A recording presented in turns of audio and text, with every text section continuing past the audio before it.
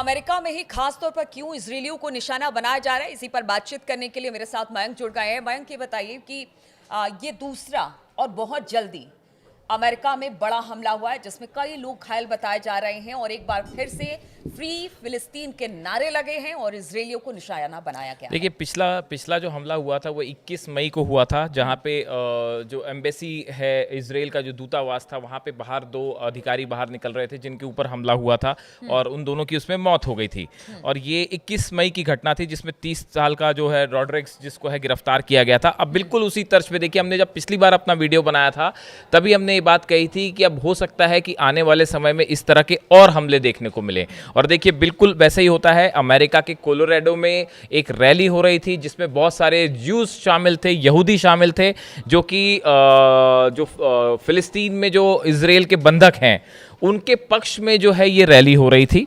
इसी दौरान एक शख्स वहां पहुंचता है, उसके हाथ में कॉकटेल्स था और मोलोटोव कॉकटेल बताया जा रहा है। इसको एक प्रकार से आप समझ सकते हैं कि एक पेट्रोल बम की तरह भी आप समझ सकते हैं। उसके हाथ में 2 बॉटल्स थी जिसमें मोलोटोव कॉकटेल था।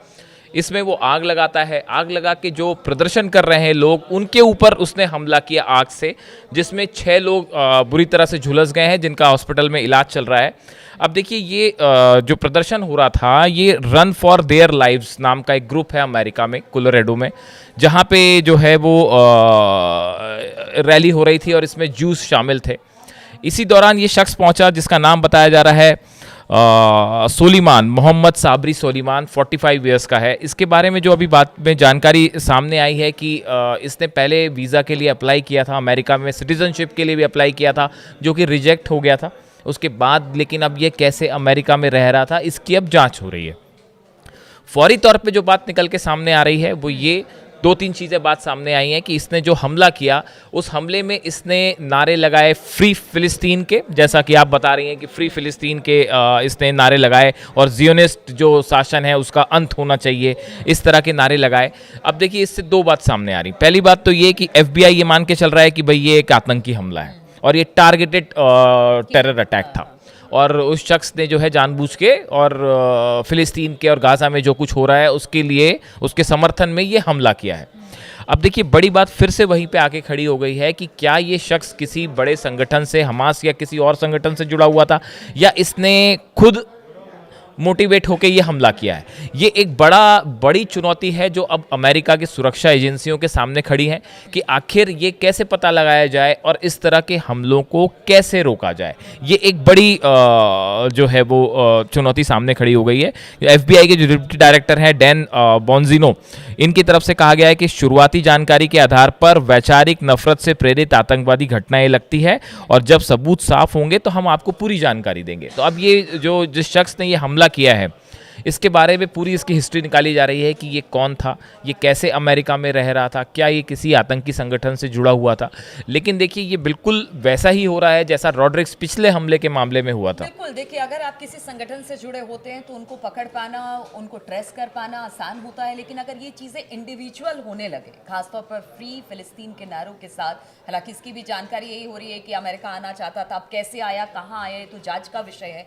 लेकिन इस तरह से जो इंडिपेंडेंट इस तरह की हरकतें कर रहे हैं, खासतौर पर इजरायलियों को अटैक कर रहे हैं, तो क्या इसमें जिस तरह से अमेरिका साथ दे रहा है इजराइल का, यही वजह है कि खास तौर पर अमेरिका को चुना गया है? देखिए, दो बात है। अगर आप देखें कि जिस तरह से इस शख्स ने हमला किया है, मोलोटोव कॉकटेल जिसका इस्तेमाल किया गया, इसने इस्तेमाल किया आग लगाने के लिए। अगर देखिए कोई ये किसी संगठन से जुड़ा होता तो शायद मोडस ऑपरेंडी थोड़ी सी अलग हो सकती थी। आप देख सकते थे कि ये किसी हथियार का इस्तेमाल करे। अमेरिका में हथियार मिलना कोई बड़ी बात नहीं है, तो ये हो सकता था कि आप देखते कि किसी तरह की गन का इस्तेमाल करता या किसी और किसी ब्लास्ट मटेरियल का इस्तेमाल कर सकता था। लेकिन ये इस तरह के जो हमले हैं, ये हमले सिंबॉलिक ज़्यादा हैं। देखिए, रॉड्रिक्स जो पिछला हमला था उसमें तो उसने फिर भी गन से 2 लोगों को शूट किया और इजरायली जो है एम्बेसी के दोनों अधिकारी थे जिनको शूट किया। लेकिन इसमें जिस तरह से आग लगाई गई, ये देखिए, ये कई सारी चीज़ें हैं।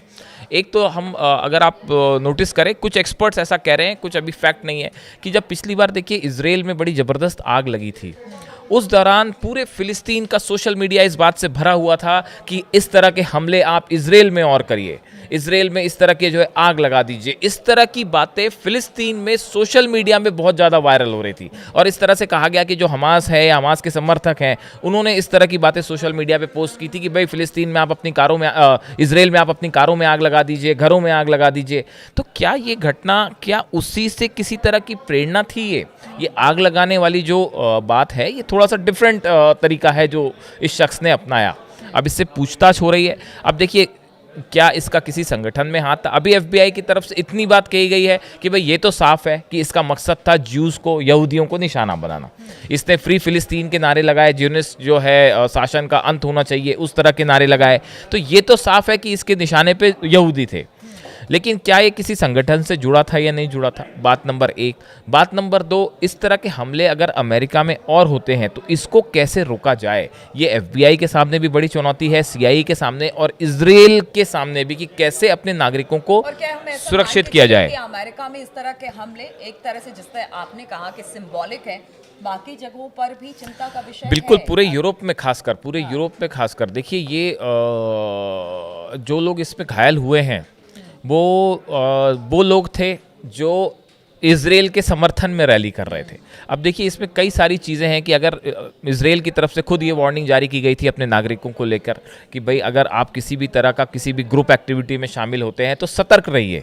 ये पिछली बार एक बता दिया गया था। इस तरह की वार्निंग्स इजराइल की तरफ से जो सोर्सेज बता रहे हैं वो हर देश में जो उनके नागरिक हैं उनके लिए जारी की गई थी। तो जब ये हमला हुआ उसके बाद देखिए, ये शख्स आया, इसने जब आग लगाई लोगों पर, ये मोलोटोव कॉकटेल नाम, जो एक ज्वलनशील आप लिक्विड की तरह आप समझ सकते हैं, बॉटल बम की तरह समझ सकते हैं, इससे जब आग लगाई तो वहाँ पे उसका वीडियो भी सामने आए हैं। हम आपको वीडियो नहीं दिखा सकते, विचलित करने वाले वीडियो नहीं दिखा सकते आपको, लेकिन वो वीडियोस ऐसे हैं कि उसके बाद जिन लोगों को आग लगी, आप देखिए वो बुरी तरह से झुलसे हुए वहाँ दिखाई दे रहे हैं। कुछ लोग जो है वो ज़मीन पे लेट के अपनी आग बुझा रहे थे। एक शख्स ने जो है एक झंडा अपने ऊपर डाल के आग बुझाने की कोशिश की और उस दौरान ये शख्स नारे लगाता रहा। तो देखिए, एक बात तो ये तय है कि गज़ा में जो कुछ हो रहा है उसका बड़ा गुस्सा लोगों में है। जिस तरह से गज़ा में स्ट्राइक्स हुई हैं उसका एक बड़ा गुस्सा है जो कि कई रूप में अब बाहर आ सकता है। तो यह भी इसराइल के लिए भी एक बड़ी चुनौती है और अमेरिका के लिए भी, कि कैसे इन हमलों को रोका जाए। बिल्कुल, फ्री फिलिस्तीन के नारे लगे और एक बार फिर से अमेरिका में इजरायलियों को निशाना बनाया गया है। हालांकि इस बार जो शख्स है उसकी उम्र 45 साल बताई जा रही है, उसकी हिस्ट्री खंगाली जा रही है, लेकिन सबसे बड़ी चुनौती एफबीआई के सामने और अमेरिका प्रशासन के सामने है कि आखिर इस तरह से जो घटनाएं हो रही हैं इजरायलियों को लेकर, उस पर किस तरह से काबू पाया जाए। आगे इसको लेकर क्या होता है, किस तरह का बयान, क्या ट्रंप की तरफ से कोई बयान आता है या नेतन्याहू की तरफ से कोई बयान आता है, क्या इसको लेकर आगे की सोच है, इस तमाम मुद्दों पर आगे भी चर्चा करेंगे। फिलहाल बहुत बहुत शुक्रिया हमारे साथ जुड़ने के लिए।